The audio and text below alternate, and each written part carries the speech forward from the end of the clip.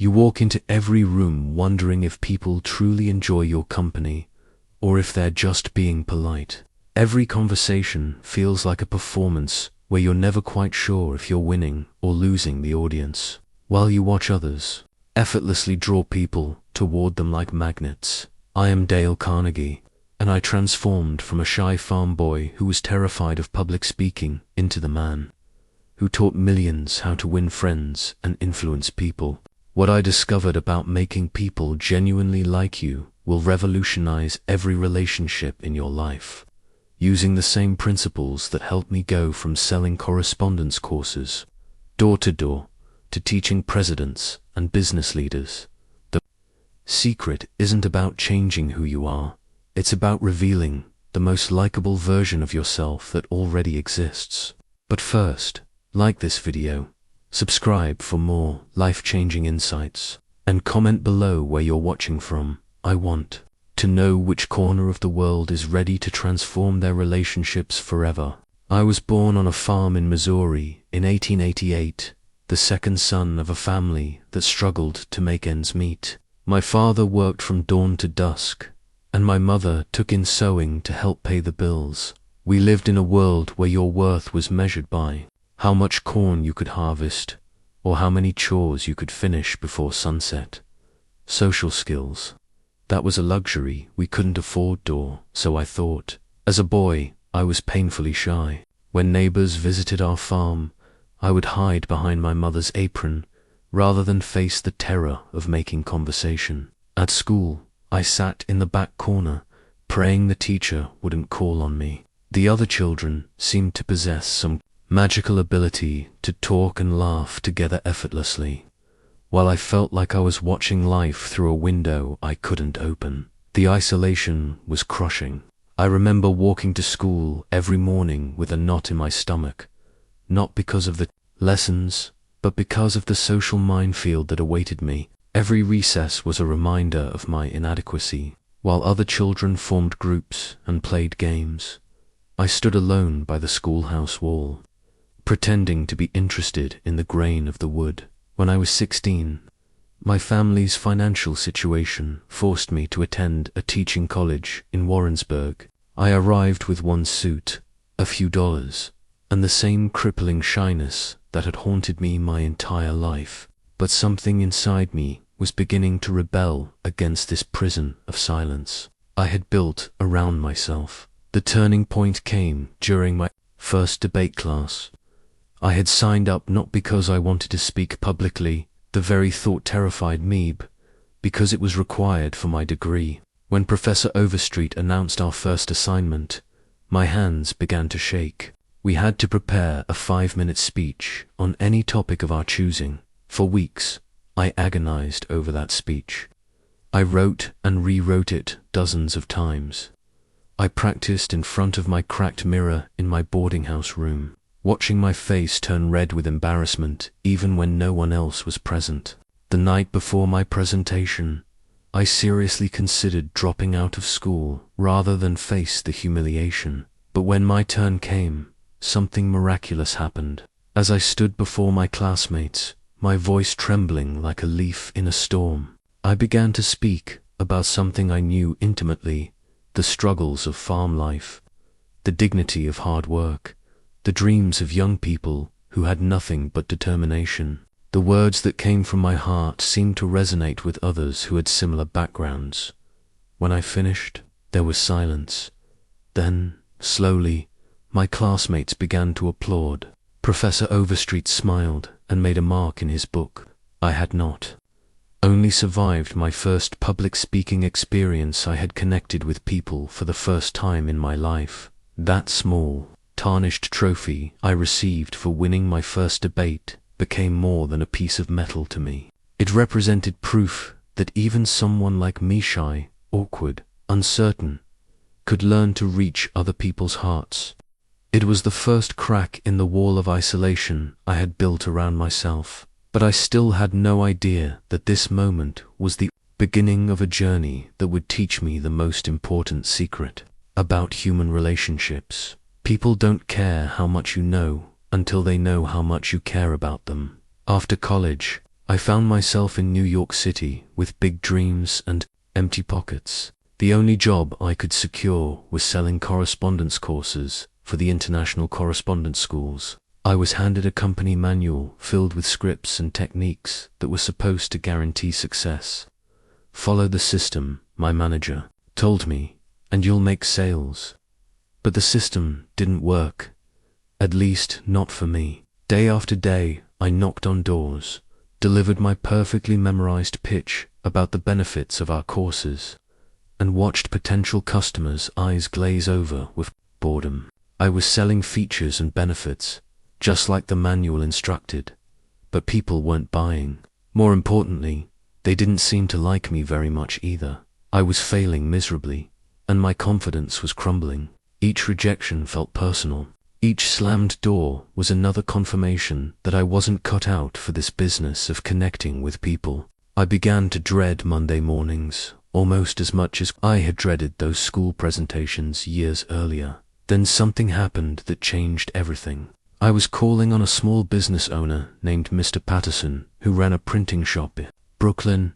I had given him my standard pitch 3 times over the past month, and each time he had politely but firmly declined. This 4th visit, I was exhausted and discouraged.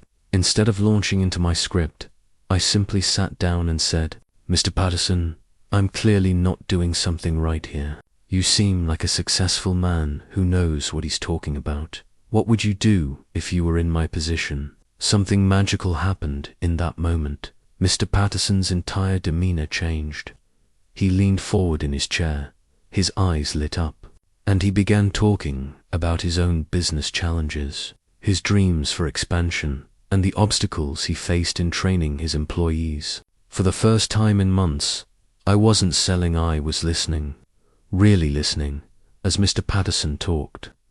I began to see connections between his problems and what our courses could offer. But instead of interrupting with a sales pitch, I asked questions. How did you handle that situation? What would ideal training look like for your business? What's been your biggest frustration with employee development? By the end of our conversation, Mr. Patterson had essentially sold himself on our program, but more importantly, he said something that would ring in my ears for years to come. "You know, Carnegie, you're the first salesman who's ever really listened to what I need instead of just telling me what you want to sell."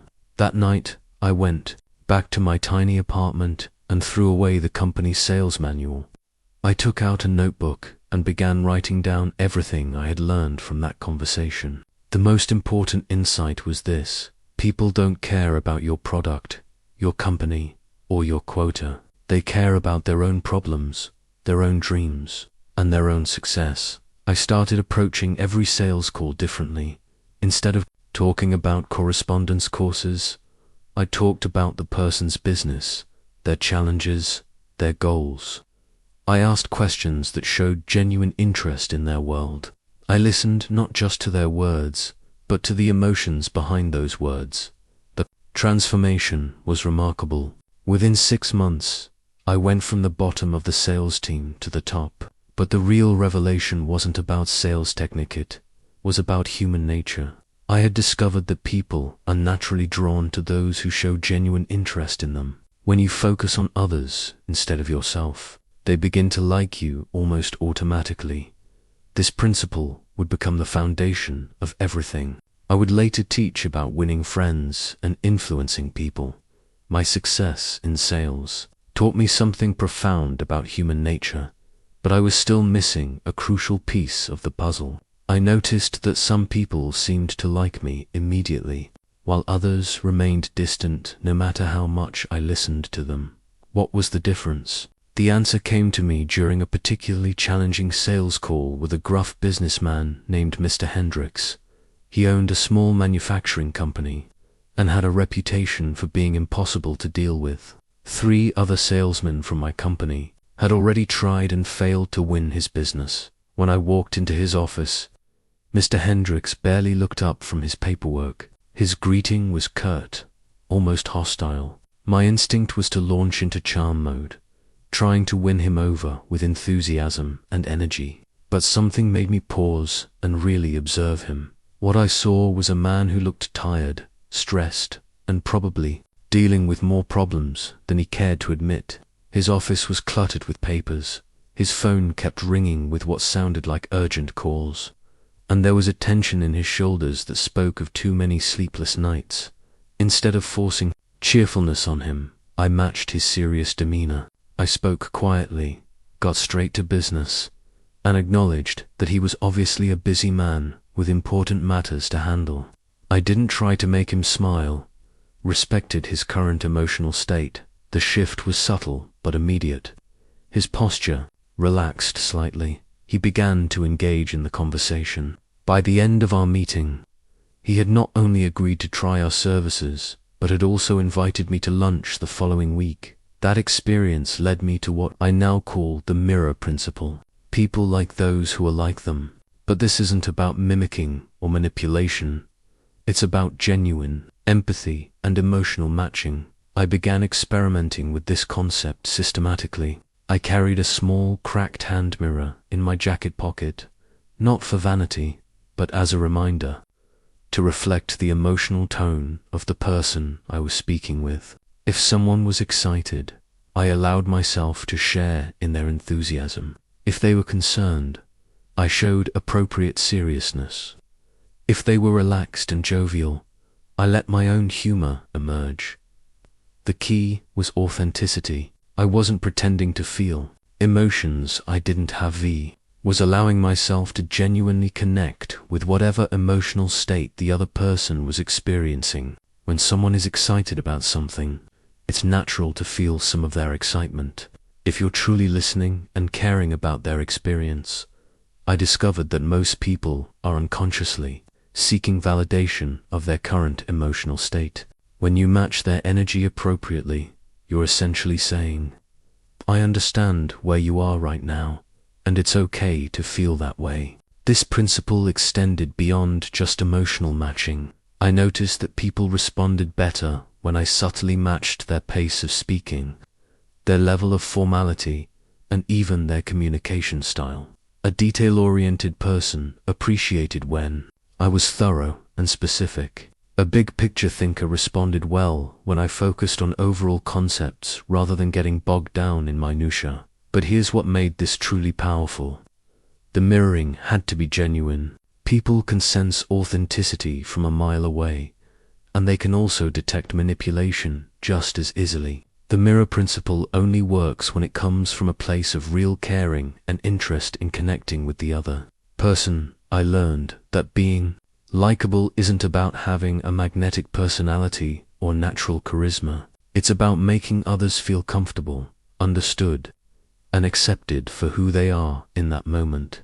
As my understanding of human nature deepened, I stumbled upon what would become one of my most powerful principles through a simple mistake that changed everything.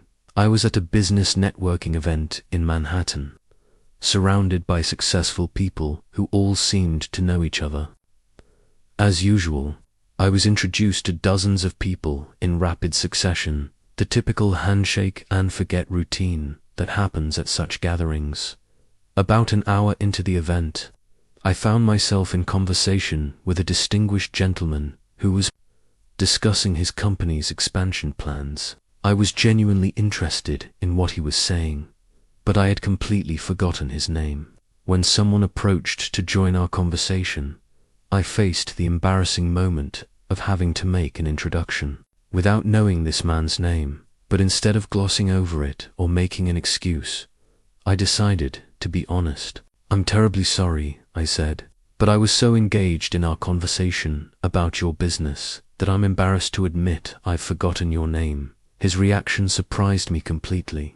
Instead of being offended, he smiled warmly and said, It's William Steinberg, and I have to tell you, most people never remember my name anyway. The fact that you cared enough to ask means more to me than you know. That moment sparked an obsession.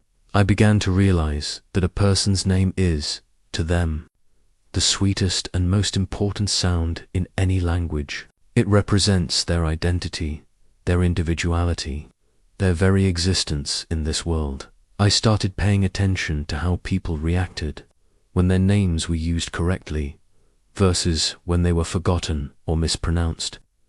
The difference was dramatic. When you remember and use someone's name, their face lights up. They lean in closer. They become more engaged in the conversation. I developed a system using small index cards. After every business meeting or social encounter, I would write down the person's name along with any personal details they had shared to their children's names, their hobbies, their concerns, their achievements. I carried these cards with me everywhere. The next time I encountered these people, I would not only remember their names, but also ask about the specific things they had mentioned previously. How did your daughter's piano recital go, Mrs. Johnson?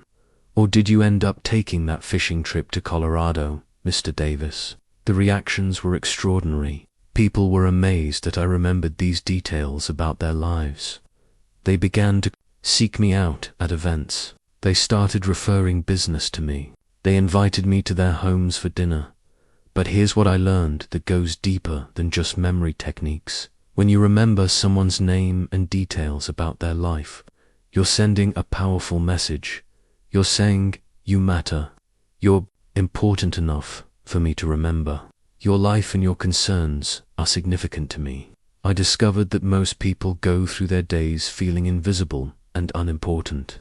When you make the effort to remember their name and show interest in their world, you give them a gift that costs you nothing but means everything to them. The name game isn't about manipulation or gaining advantage. It's about recognizing the fundamental human need to be seen, acknowledged, and remembered as an individual rather than just another face in the crowd. My growing success in business led to an invitation that would change my life forever. A prominent businessman named Mr. George Eastman, founder of Eastman Kodak, had heard about my unconventional approach to building relationships and requested a meeting. I prepared extensively for this encounter, researching his company, his achievements, and his interests. I had a notebook full of intelligent questions and insightful observations about his industry. I was ready to impress him with my knowledge and expertise, but when I arrived at his office, Mr. Eastman seemed distracted and somewhat melancholy. My carefully prepared talking points suddenly felt inappropriate. Instead of launching into my presentation, I simply asked, Mr. Eastman, how are you feeling about the direction of your company these days? What happened next taught me the most valuable lesson about human communication I would ever learn. For the next 2 hours, Mr. Eastman talked. He spoke about his concerns for the future of photography, his worries about competition, his excitement about new innovations, and his reflections on building a company from nothing. I asked occasional questions, but mostly I just listened, really listened. I didn't just hear his words. I paid attention to his tone, his body language, the pauses between his thoughts. When he expressed excitement about a new product, I could see the spark in his eyes. When he talked about challenges, I noticed the tension in his shoulders. I was completely present for his experience. At the end of our meeting, Mr. Eastman shook my hand warmly and said, Carnegie, you're one of the most interesting conversationalists I've ever met. The irony wasn't lost on my had barely said anything, but I had given him something rarer than brilliant conversation, my complete, undivided attention. This experience led me to develop what I call the question-journaler systematic approach to engaging people through curiosity rather than commentary. I began collecting questions that drew people out, that made them feel heard and understood. Instead of asking, how's business? I would ask, what's the most exciting project you're working on right now? Instead of, how was your weekend? I would ask, what did you do this weekend that recharged your batteries? I discovered that most people are desperate to be truly heard. In a world where everyone is waiting for their turn to speak, the person who actually listens becomes magnetic. But real listening isn't passive. It's one of the most active and generous things you can do for another human being. I learnt to listen with my whole body. I would lean in slightly when someone was speaking. I would nod at appropriate moments to show I was following their thoughts. I would ask follow-up questions that proved I had been paying attention. When you mentioned that challenge with your team, what do you think is driving that resistance? The transformation in my relationships was remarkable. People began seeking me out, not because I was the most entertaining person in the room, but because I made them feel like the most interesting person in the room. They would say things like, "I can talk to you about anything," or "You really understand me." But here's the secret that made this truly powerful. My interest had to be genuine. I couldn't fake caring about someone's story or concerns. I had to find something authentically fascinating about every person I met. Something that would make me genuinely curious about their experience. I realized that every person has a story worth hearing, wisdom worth learning, and experiences that could teach me something about life. When you approach people with that attitude, listening becomes natural, and being likable becomes effortless. My reputation for building strong business relationships led to an unexpected invitation to speak at a local business club. I was terrified. Of course, that shy farm boy was still very much alive inside me, but I had learned that growth lived on the other side of fear. The speech went well, but what happened afterward taught me something profound about human nature. A young man named Robert approached me with tears in his eyes. He was struggling to build his own business and felt like a failure. Instead of giving him advice or sharing my own success stories, I found myself focusing on something else entirely. "Robert," I said, "tell me about the courage it took to start your own business in the first place. Most people dream about being entrepreneurs, but never take the leap. The fact that you're here, still fighting, still trying to make it work, that takes incredible strength." I watched his posture change as I spoke. His shoulders straightened. The defeated look in his eyes was replaced by something that looked like hope. I continued to point out specific qualities I had observed in our brief conversation: his persistence, his willingness to learn, his genuine care for his customers. By the end of our conversation, Robert wasn't the same person who had approached me. He walked away with renewed determination, and 6 months later, he sent me a letter telling me his business had turned around. But here's what struck me most. He attributed his success not to any business advice I had given him, but to the fact that I had helped him see his own strengths. This experience opened my eyes to something revolutionary. People are starving for sincere appreciation and encouragement, but most of us are terrible at giving it. I began keeping what I called letters of gratitude. Thank you notes from people whose confidence I had helped build through genuine recognition of their efforts and qualities. The collection grew rapidly, and each letter taught me more about the hunger people have to feel valued and appreciated. I discovered that effective encouragement wasn't about generic praise or empty flattery. It had to be specific, authentic, and focused on character rather than just achievements. Instead of saying, "Great job on that presentation," I would say, "The way you handled that difficult question showed real grace under pressure. Your preparation and thoughtfulness really came through." I learned to look for the good in difficult people, and there was always something good to find if I looked hard enough. The grumpy receptionist who protected her boss's time fiercely became someone I could appreciate for her loyalty and dedication. The demanding client who seemed impossible to please became someone whose high standards I could respect and acknowledge. But the real breakthrough came when I realized that encouragement wasn't just about making others feel good, actually helped people become better versions of themselves. When you acknowledge someone's positive qualities, you reinforce those qualities. You help them see themselves through a more generous lens. I started what I called the daily appreciation practice. Every day, I would find at least one person to encourage genuinely and specifically. It might be thanking a waiter for their attentiveness, acknowledging a colleague's creative problem-solving, or recognizing a friend's kindness to others. The impact was extraordinary.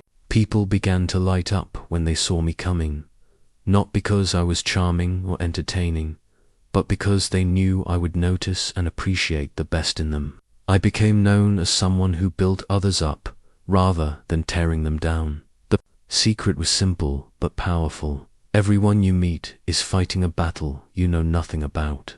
Everyone is carrying some burden, facing some challenge, or dealing with some insecurity. When you take the time to acknowledge their strengths, their efforts, or their positive qualities, you give them fuel to keep fighting their battles. Most people spend their days being criticized, ignored, or taken for granted. When you become someone who consistently encourages and appreciates others, you become irresistible to them, not because you need them to like you, but because you help them like themselves. I learned one of my most valuable lessons about getting people to like you during a heated argument with my landlord, Mr. Thompson. He was threatening to raise my rent beyond what I could afford, and I was prepared to fight him with facts, figures, and logical arguments about why his demand was unreasonable. But as I sat in his office, ready for battle, I noticed something in his demeanor that made me pause. He looked stressed, almost apologetic, as he explained the rent increase. Instead of launching into my prepared counter-argument, I heard myself saying something that surprised us both. "Mr. Thompson, you're absolutely right that property costs have been rising, and I can see this puts you in a difficult position as a landlord." The change in his expression was immediate. His defensive posture relaxed. His tone became more conversational. We ended up having a productive discussion that resulted in a much smaller rent increase and a payment plan that worked for both of us. That experience taught me what I now call the agreement strategy. Never tell someone they're wrong if you want them to like you and work with you. I began developing what I recorded in my notes as the yes ladder, a technique for getting people to agree with small, obvious points before moving to larger ones. Instead of starting conversations with areas of disagreement, I would find common ground first. When dealing with a difficult customer who was complaining about our service, instead of defending our company, I would start by saying, "You're absolutely right that this situation is frustrating, and you have every right to expect better service." Once they felt heard and validated, they became much more open to working together on a solution. I discovered that most arguments aren't really about facts. They're about ego and the need to feel respected. When you tell someone they're wrong, you're not just challenging their position.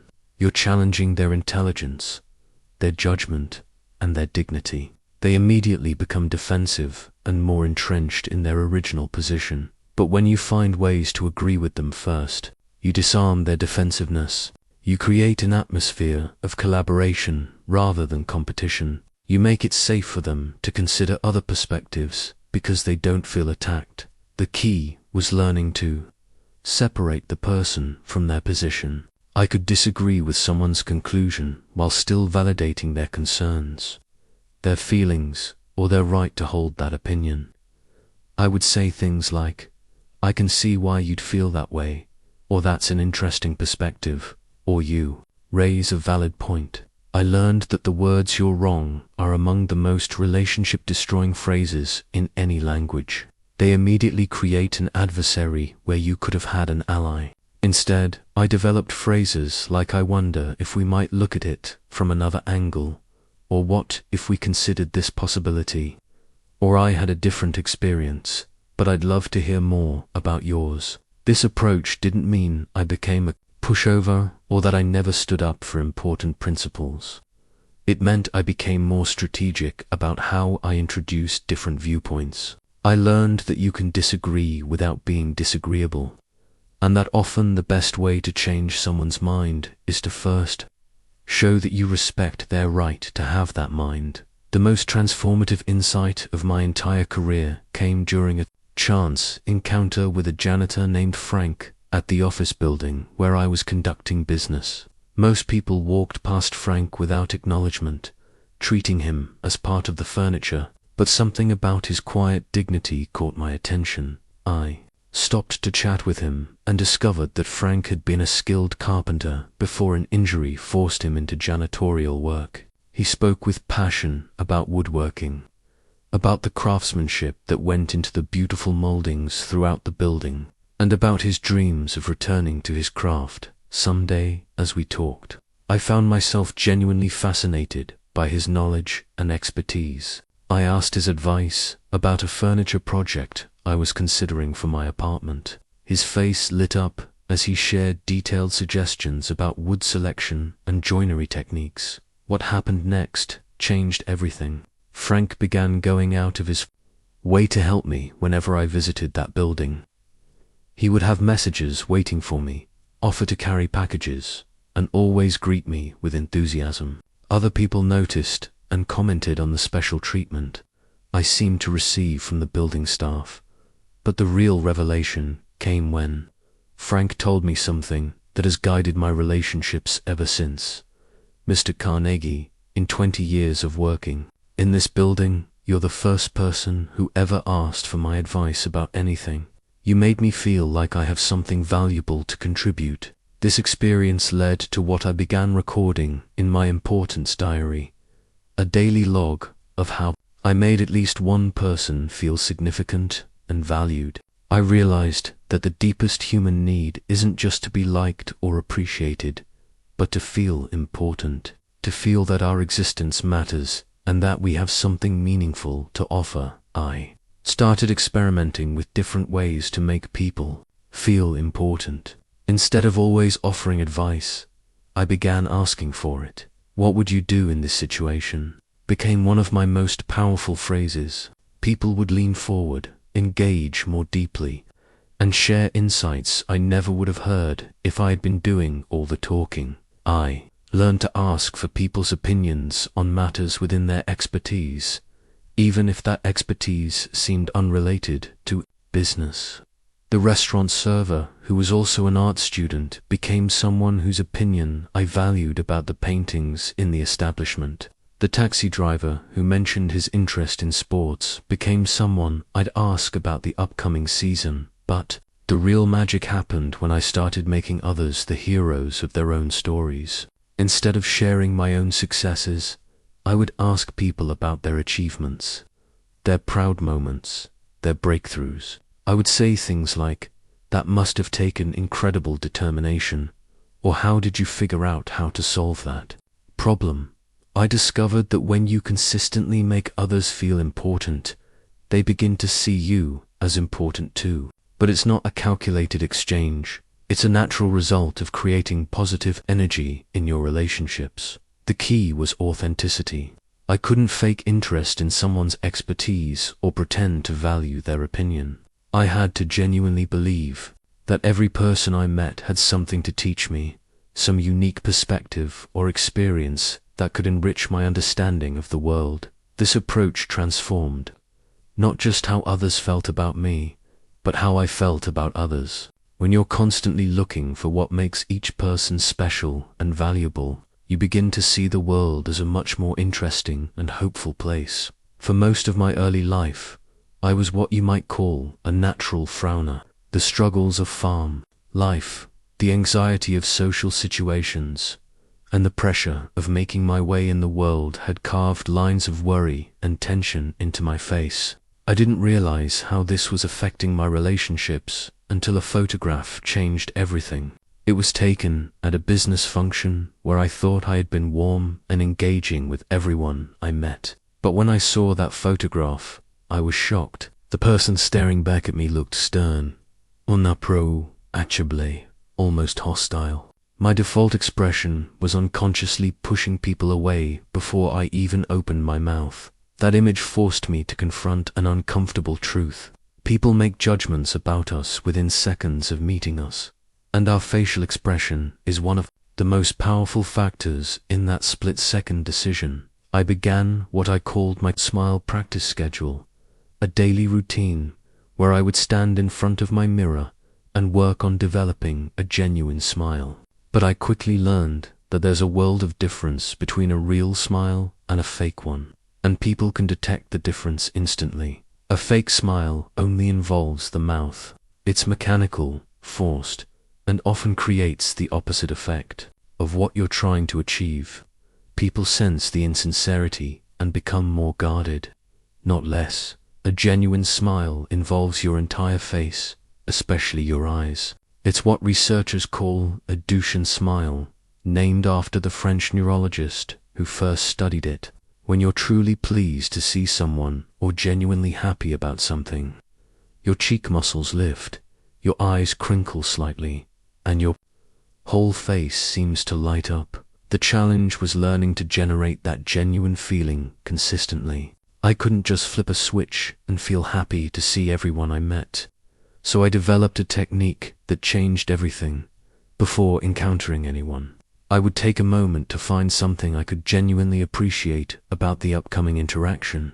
Maybe I was grateful for the opportunity to learn something new from this person. Maybe I was genuinely curious about their perspective on a topic. Maybe I simply appreciated that they were taking time from their day to speak with me. Whatever it was, I would find a real reason to feel positive about the encounter, and that internal shift would naturally produce an authentic smile. The results were immediate and dramatic. People began responding to me differently.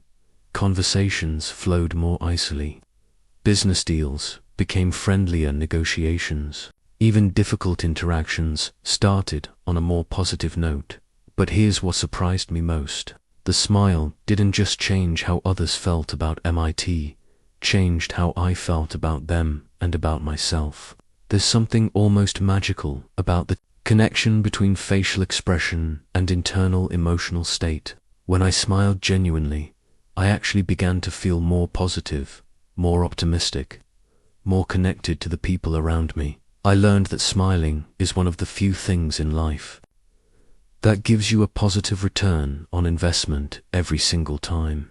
It costs you nothing, takes no special talent or training, and yet it can transform any interaction from neutral or negative to positive. The smile became my secret weapon for making people like me, not because it was manipulative, but because it was genuine, a true expression of my appreciation for the opportunity to connect with another human being. My breakthrough in understanding human communication came during a particularly challenging business negotiation with 3 very different partners in a manufacturing company.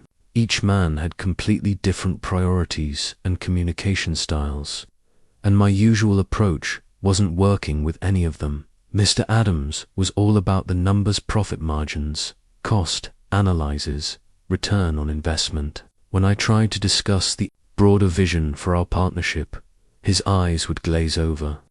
He wanted facts, figures, and concrete projections. Mr. Bradley was the opposite, a big picture thinker who got excited about possibilities and innovations. When I showed him detailed financial projections, he would wave them away impatiently and start talking about future market opportunities.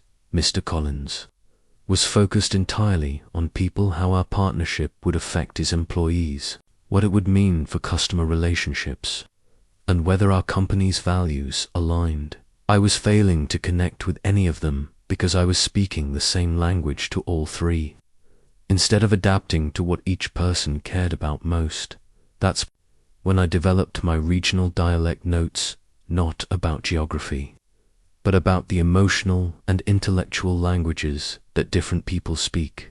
I realized that everyone has their own internal priority system, their own way of processing information, and their own set of concerns that drive their decisions.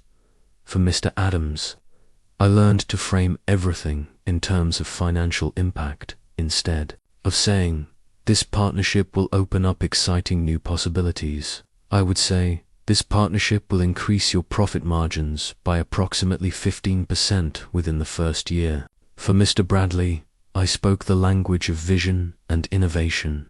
I would say, "Imagine how this partnership could position us to capture emerging markets that neither of us could reach alone." For Mr. Collins, I focused on the human element.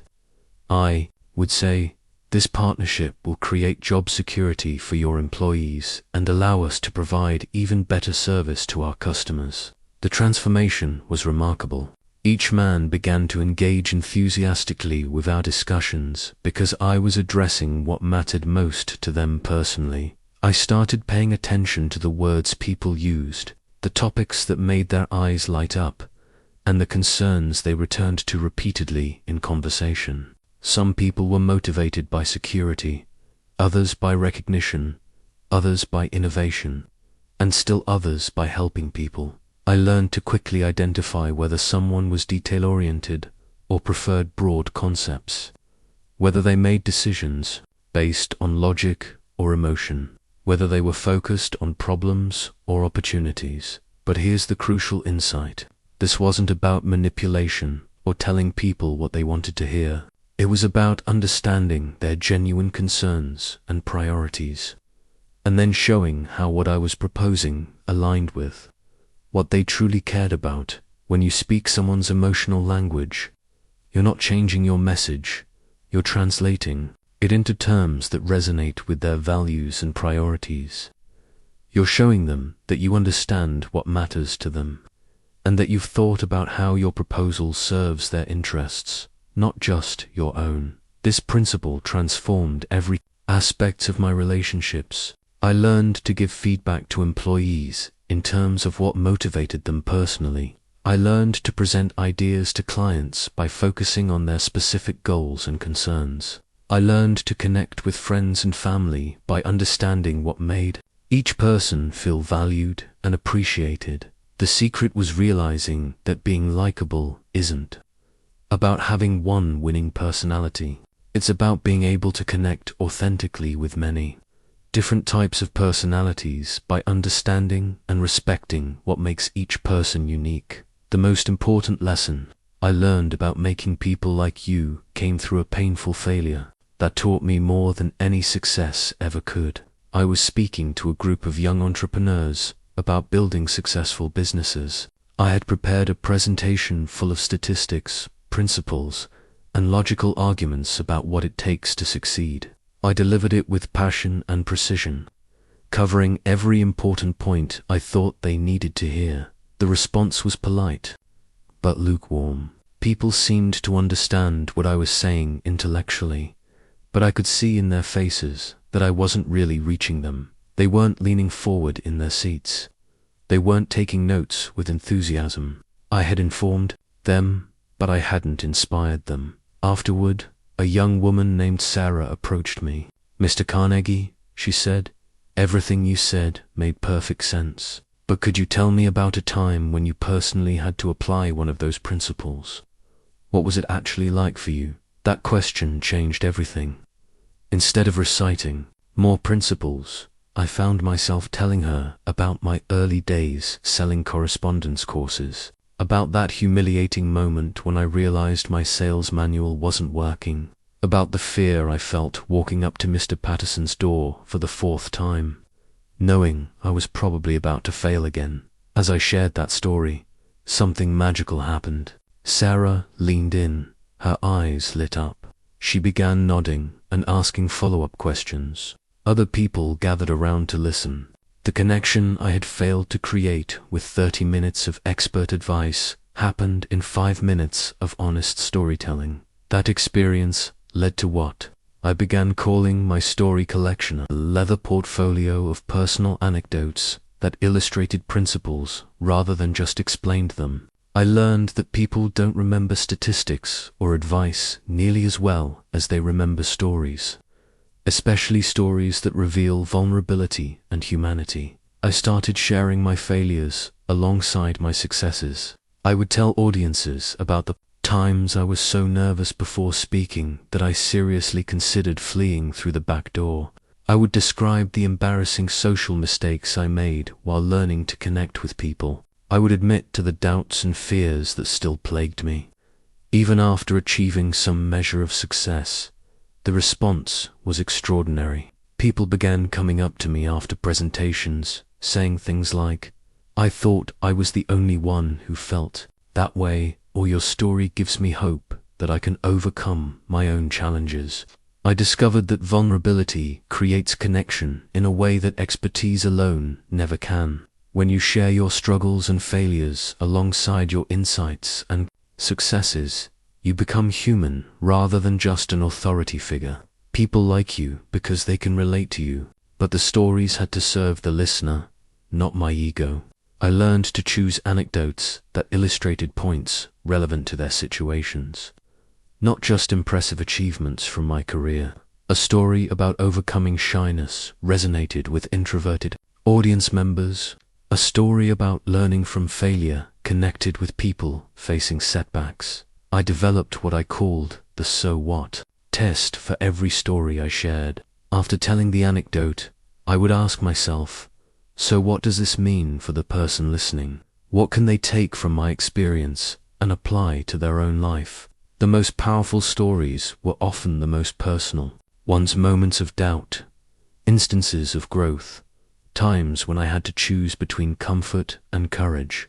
These stories didn't just illustrate principles, they showed the human journey of learning and growing. People began to like me not because I was perfect or because I had all the answers, but because I was willing to share the messy, uncertain, sometimes painful process of figuring things out. My stories gave them permission to be imperfect too, and that permission created a bond that mere expertise never could. One of the most humbling yet transformative experiences of my life occurred during a business dinner with several prominent executives. I had been sharing my thoughts on employee motivation with great confidence, drawing on examples from companies I claimed to know well. One of the executives, Mr. Harrison, politely but firmly corrected several factual errors in my assertions. I felt my face flush with embarrassment as he provided accurate information that contradicted what I had just stated with such authority. My first instinct was to defend myself, to argue, or to minimize the significance of my mistakes. But something made me pause and take a different approach entirely. "Gentlemen," I said, "I need to stop right here and acknowledge something.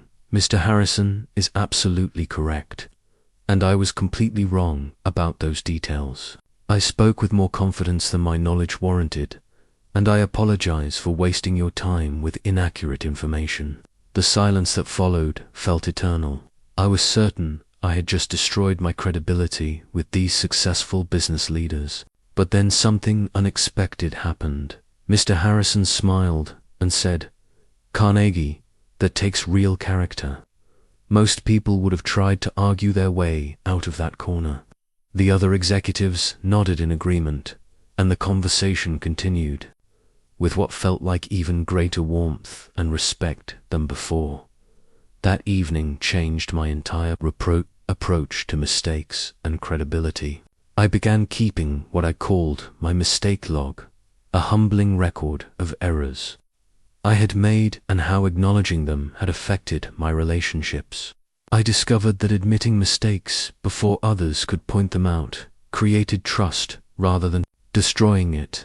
When you're quick to acknowledge your errors, people begin to trust your honesty about everything else. They know that if you were wrong about something, you would tell them. More importantly, I learned that admitting mistakes made me more human and approachable. Nobody likes a know-it-all, but everyone can relate to someone who is honest about their limitations and willing to learn from their errors. I started using phrases like "I was wrong about that," or "I made a mistake," or "I should have handled that differently." Instead of making excuses or shifting blame, I would simply own my errors and focus on how to do better next time. The relief people felt when I took responsibility for my mistakes was palpable.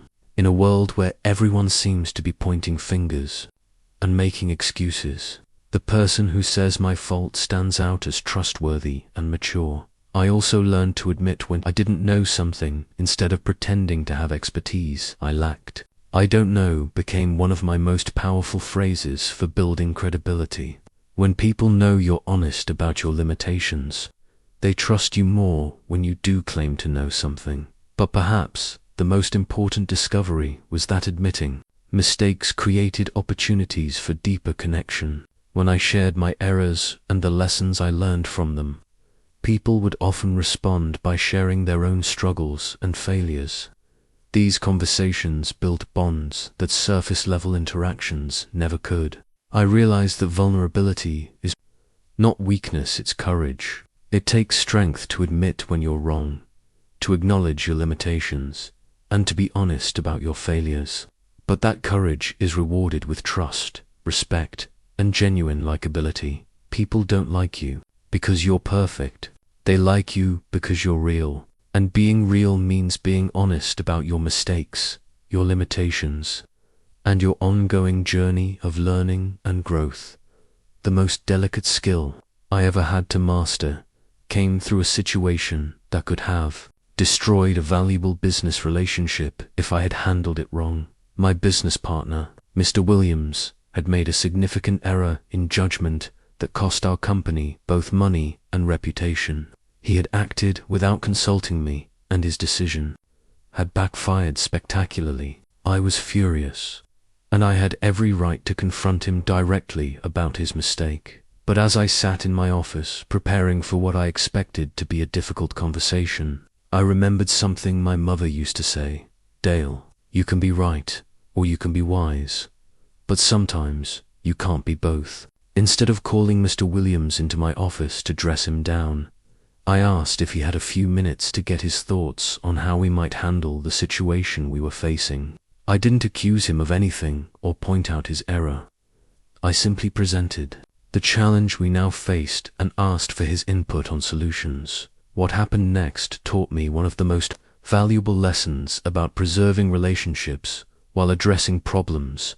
Mr. Williams immediately understood that his decision had created the crisis. Without any prompting from me, he took full responsibility for the mistake and outlined a comprehensive plan for fixing it. More importantly, he was grateful that I had given him the opportunity to address the situation with his dignity intact. That experience led me to develop what I recorded in my diplomatic letters: examples of how to deliver difficult messages while preserving the other person's self-respect and dignity. I learned that when you attack someone's actions or decisions, publicly or harshly, they become defensive and focus more on protecting their ego than on solving the problem. But when you approach the situation in a way that allows them to maintain their dignity, they become your ally in finding solutions. The key was separating the person from the problem. Instead of saying, "You made a terrible decision," I would say, "We're facing a challenging situation." Instead of "Your mistake cost us money," I would say, "We need to figure out how to minimize the financial impact of what happened." I developed the technique of making suggestions feel like their ideas. Instead of telling someone what they should do differently, I would ask questions that led them to the same conclusion. What do you think would happen if we tried a different approach? Or how do you think our customers might respond to this alternative? This approach worked because it honored their intelligence and allowed them to be part of the solution, rather than just the recipient of criticism. People can accept almost any feedback if it's delivered in a way that preserves their self-worth. I also learnt the power of private correction versus public embarrassment. When someone made a mistake in front of others, I would never point it out publicly. Instead, I would find a way to speak with them privately, or sometimes I would simply let the mistake pass without comment if it wasn't significant enough to warrant correction. The principle became clear. You can correct people's actions without crushing their spirit. You can address problems without creating enemies. You can be firm about standards while being gentle with people's dignity. Most importantly, I realized that letting others save face wasn't just about being nice. It was about being effective. When people feel respected and valued even during difficult conversations, they're much more likely to change their behavior and maintain a positive relationship with you going forward. The practice that transformed my relationships more than any other began with a simple decision I made on a particularly difficult day in 1920. I had been feeling discouraged about my progress, frustrated with several business setbacks, and generally sorry for myself. As I sat in my office, dwelling on everything that was going wrong, I happened to notice a handwritten thank you note from a client tucked into the corner of my desk blotter. The note was brief but heartfelt, expressing appreciation for how I had handled a delicate business negotiation. As I reread it, I realized something profound. This small expression of gratitude had the power to lift my spirits, even on one of my worst days. That revelation led me to ask a question that changed everything. If receiving gratitude could have such a powerful effect on me, what impact might expressing gratitude have on others?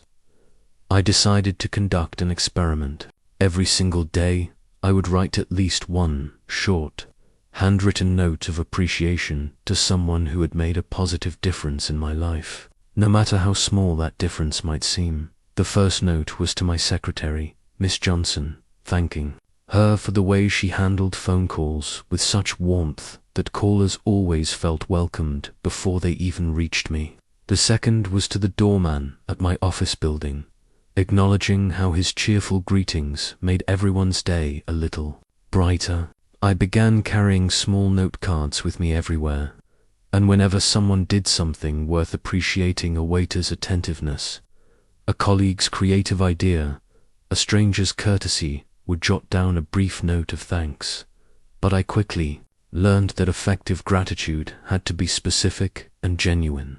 Instead of generic praise like "good job," I would write things like "the way you handled that difficult customer's complaint showed real patience and creativity. You turned a potentially negative situation into a positive one, and that reflects wonderfully on our entire organization." The responses were extraordinary.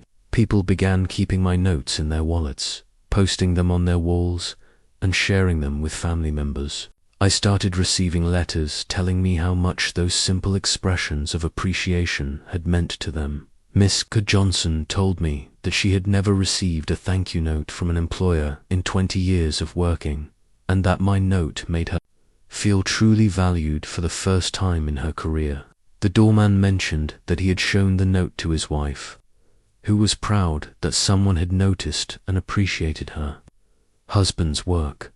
But the real transformation was in how expressing gratitude changed me.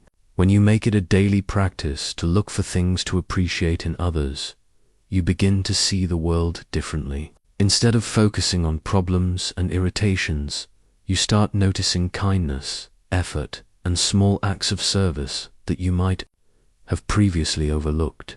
I discovered that gratitude is magnetic. People are naturally drawn to those who notice and acknowledge their contributions. When you become known as someone who appreciates others, people want to do things that will earn your appreciation. More importantly, I learned that gratitude creates a positive cycle. When you thank someone genuinely, it makes them feel good about themselves and about you.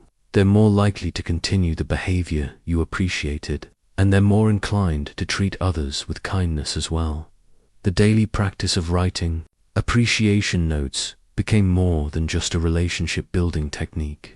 It became a way of life that kept me focused on the good in people and the world around me. The most rewarding discovery of my entire career happened when I realized that making people like you isn't really about you at all. It's about helping others become the best version of themselves. This revelation came through my relationship with a young man named Thomas, who worked as a clerk in a company where I was consulting. Thomas was intelligent and hard-working, but he seemed to lack confidence in his abilities. His supervisors saw him as adequate but unremarkable, and Thomas himself appeared to have accepted this assessment. But I saw something different. In our conversations, I noticed that Thomas had excellent instincts about customer needs and creative ideas for improving processes.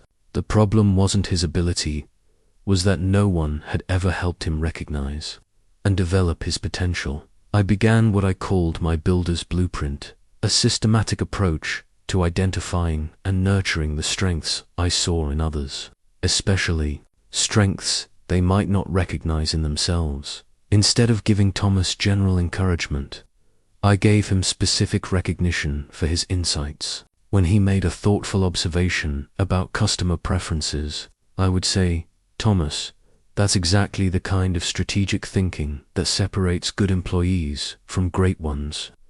Have you considered how that insight might apply to other areas of our business?" I started asking for his input on decisions and making sure his supervisors heard his ideas. When Thomas suggested a more efficient filing system, I helped him present the proposal to management in a way that highlighted his analytical skills and attention to detail. The transformation was remarkable as Thomas began to see himself through more generous eyes. His confidence grew. He started speaking up in meetings, taking initiative on projects, and demonstrating the leadership potential that had been there all along. Within 6 months, Thomas was promoted to a supervisory position. But what impressed me most was how he began applying the same approach with others, looking for and nurturing potential in his own team members. This experience taught me that when you help people see their own capabilities, you're not just being kind, you're actually helping them become more capable. People tend to rise or fall to meet the expectations that are set for them. I learned to look for what I called hidden gold in everyone I met: talents, insights, or qualities that might not be immediately obvious but were definitely present. The shy person who was actually a careful observer, the person who seemed disorganized but was actually juggling multiple priorities effectively, the employee who appeared average but had genuine expertise in their specific area. I developed the habit of telling people what I saw in them that they might not see in themselves. You have a natural gift for making people feel comfortable, or your ability to see the practical implications of ideas is really valuable, or you have the kind of integrity that makes people trust you instinctively. But the key was that these observations had to be genuine. I couldn't manufacture compliments or exaggerate strengths that didn't exist. I had to look carefully and honestly at each person to find their authentic gifts and potential. The compound effect was extraordinary. When you become known as someone who believes in people and helps them recognize their own worth, you attract others who want to grow and improve. You become a magnet for motivated, positive people who appreciate being seen and valued. Most importantly, I discovered that building others have built my reputation as well. People began to think of me as someone who brought out the best in those around me, and that reputation opened doors and created opportunities I never could have achieved by focusing solely on my own success. After decades of studying and applying these principles, I've learned that knowing what makes people like you is only half the battle. The real challenge is integrating these behaviors into your daily life in a way that feels natural and authentic, not calculated or manipulative. The difference between genuine likability and social manipulation lies in your motivation. If you're using these techniques to get something from people, they will sense it eventually, and your relationships will suffer. But if you're genuinely interested in connecting with others and adding value to their lives, these same behaviors become expressions of authentic care. Let me share my system for making these principles automatic rather than artificial. First, I developed what I called my modern application guide, daily practices that help you integrate these behaviors naturally. Every morning, I would set an intention to make at least one person feel genuinely heard, appreciated, or important during the day. This wasn't about keeping score or achieving a goal. It was about maintaining focus on serving others rather than just myself. I created a practice routine that made likability automatic. Before entering any social or business situation, I would take 30 seconds to remind myself of 3 things. I am genuinely curious about these people. 1. Want to find something I can authentically appreciate about each person I meet, and I'm here to contribute positively to their experience, not just to get what I want. The most common mistake I see people make when trying to apply these principles is rushing the process. They try to remember and use every technique at once, which makes them seem rehearsed and insincere. Instead, I recommend mastering one principle at a time until it becomes second nature before moving to the next. Start with genuine listening. For 1 week, focus solely on giving people your complete attention when they speak. Don't worry about remembering names perfectly or giving elaborate compliments. Just practice being fully present with each person you encounter. The following week, add the practice of looking for something genuinely appreciable about each person you meet.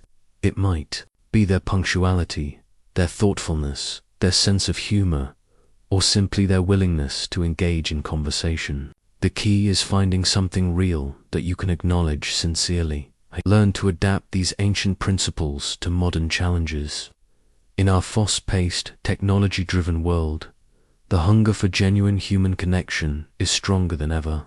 People are starving for someone who will put down their phone, look them in the eye, and treat them as if they matter. The principles work just as well in digital communication as in face-to-face interactions. Remembering details from previous conversations, asking thoughtful follow-up questions in emails, and expressing genuine appreciation for someone's time and insights. These behaviors translate perfectly to our modern ways of connecting. But here's what I want you to understand most clearly. These aren't tricks or techniques to be deployed strategically. They're ways of being that reflect your genuine care for others. When you truly want to understand someone, listening becomes natural. When you genuinely appreciate people, expressing gratitude feels effortless. When you're honestly interested in others' success, encouraging them becomes automatic. The goal isn't to become a more skilled manipulator, to become a more caring, attentive, and encouraging human being. People like you not because you've learned clever techniques, but because you've learned to genuinely care about their experience and their well-being. Practice these principles with the understanding that they're not just about being likable. They're about becoming someone worthy of being liked. They're about developing the character traits that make you the kind of person others naturally want to be around. As I reflect on a lifetime spent learning how to connect with people, I want to leave you with the most important truth I've discovered. The secret to making people like you isn't really a secret at all. It's simply caring about others more than you care about being liked. This journey began with a shy farm boy who was desperately trying to figure out how to fit in, how to be accepted, how to overcome the crippling anxiety that made every social interaction feel like a test he was failing. But somewhere along the way, something shifted. I stopped focusing so much on whether people liked me and started focusing on whether I was contributing something positive to their lives. That shift changed everything. When you genuinely care about making others feel heard, appreciated, and important, they naturally begin to like you. But more importantly, you begin to like yourself. You become someone worth liking, not because you've mastered clever techniques, but because you've developed a character that naturally draws people toward you. The responsibility that comes with understanding human nature is profound. When you know how desperately people need to feel valued and understood, you can't use that knowledge carelessly. These principles aren't tools for manipulation, they're opportunities for service. Every day, you encounter people who are carrying burdens you know nothing about, fighting battles you can't see, and struggling with doubts and fears that they would never admit publicly. Your genuine interest, your sincere appreciation, and your authentic encouragement might be the only positive interaction they have that day. I've learned that being genuinely likable changes everything about your life experience. Doors open more easily, opportunities appear more frequently, conflicts resolve more smoothly. But the greatest benefit isn't what you receive, it's who you become in the process. When you spend your days looking for the good in others, you develop an optimistic view of humanity. When you practice genuine appreciation, you become more aware of the countless ways people contribute to your life. When you focus on understanding rather than being understood, you gain wisdom about human nature that serves you in every relationship. The legacy you leave isn't measured by how many people liked you, but by how many people felt better about themselves because they knew you. It's about the confidence you've helped others find, the potential you helped them recognize, and the encouragement you provided during their difficult moments. I want you to understand that these principles work not because they're manipulative, but because they're true. Human beings genuinely need to feel valued, heard, and appreciated. When you provide these things authentically, you're meeting real human needs, and people naturally respond with warmth and affection. As you apply what I've shared, remember that perfection isn't the goal, progress is. You'll make mistakes, have off days, and sometimes forget to apply these principles when you need them most. That's part of being human, and people will like you more for your authenticity than they would for flawless execution of perfect techniques. The world needs more people who genuinely care about others, who listen with their whole hearts, and who use their understanding of human nature to lift others up, rather than to get what they want. Be one of those people. When people remember you, let it be for how you made them feel about themselves, not for how charming or impressive you were. Let your legacy be written in the confidence you helped others find, the dreams you encouraged them to pursue, and the appreciation you showed for their unique contributions to the world. That, my friend, is the real secret to making people like you and the real secret to living a life that matters.